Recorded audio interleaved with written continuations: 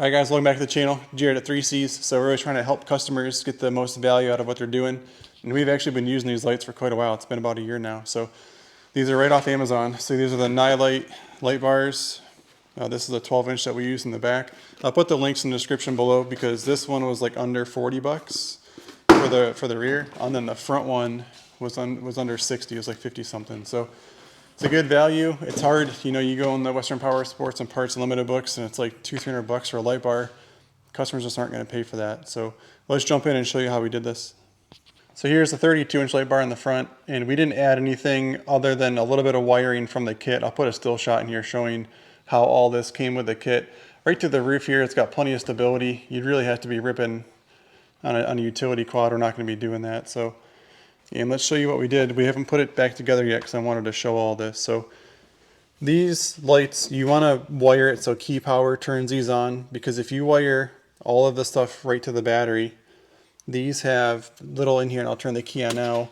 These little blue lights would continually always be on, and that would drain your power. It would drain the battery, you know, after probably even a day or two, that continual draw. So we wired this to key power. I'll show you that now. So we pushed the blocks out the back, put the two rocker switches in that were in the kit. They fit right in.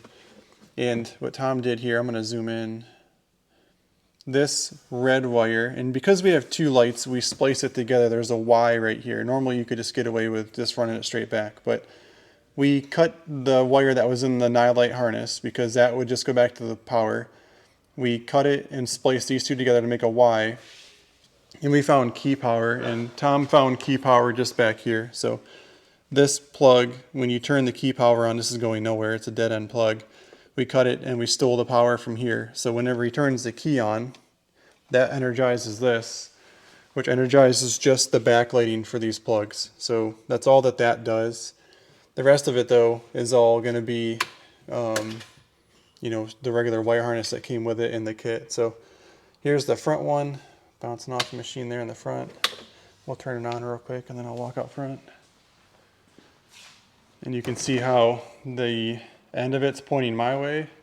You got a ton in the middle, and then you got those on that side. So pretty nice bright light bar. I think it does the job, and you can angle this whatever angle you want, but probably 40 feet off the front of it's far enough out. So that's the front light bar, and that wiring from that one just goes down the roll cage directly down and then right into the battery. So the harness is pretty simple. It's just kind of laid out for you, but we did have to add a little bit of length underneath the floorboard here because we went underneath with it, so to the switches. So you can see we zip tied it right along like the main harness.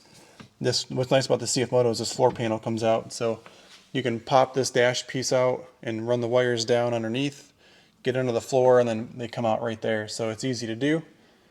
And let's turn the back one on now. So this is gonna be the 12-inch light in the back, and the same thing, we ran it down the roll cage.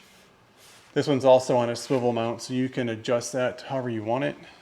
This one we tucked in a little bit closer because we figured if you're sitting there looking over your shoulder, you know, you won't be able to see, but that's going to give them a ton of light at night.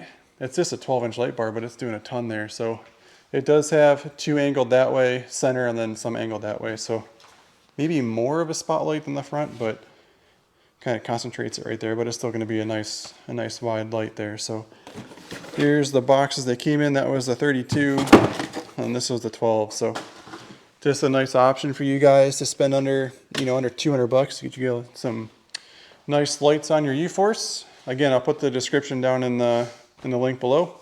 If you wouldn't mind clicking through there and buying them, we would appreciate it. Enjoy the ride. See you in the trail.